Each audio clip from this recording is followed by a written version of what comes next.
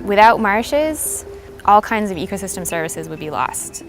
They provide habitat for important species. They sequester even more carbon than forests in the same latitudes.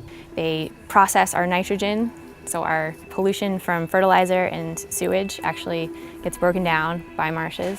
And if marshes don't keep up with sea level rise, we would lose all those services and all the value they have. We're headed to Provincetown, to my marsh at West End. We've been coming out here 2 or 3 times a month, all summer long.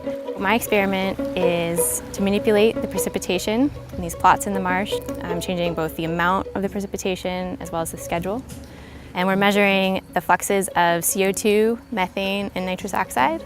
My hypothesis is that the changes in precipitation that are a part of climate change are going to change the way that the plants grow, and they're going to change the way the sediment decomposes. Those types of measurements on plant productivity and accretion will help us predict where our marshes are going in the future. Will they keep up with sea level rise? If not, how fast will they disappear?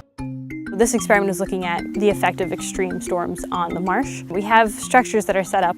Any precipitation that falls on them, they're collected through these plastic panels. We'll be taking different measurements just to monitor what's happening in the areas under each of those structures. This plot receives just an ambient precipitation treatment.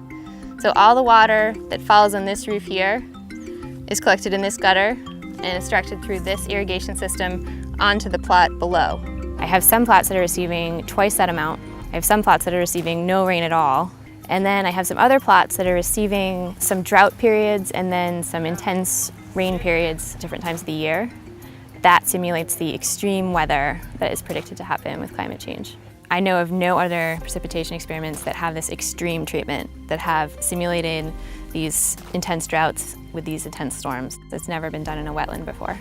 And so that is going to help inform scientists and managers about how carbon is stored, plants grow, and sediment accretes. Hollie's research is really filling a scientific need for us to generate good science so that we can preserve and protect the integrity of the natural environment so that it can be enjoyed unimpaired by future generations.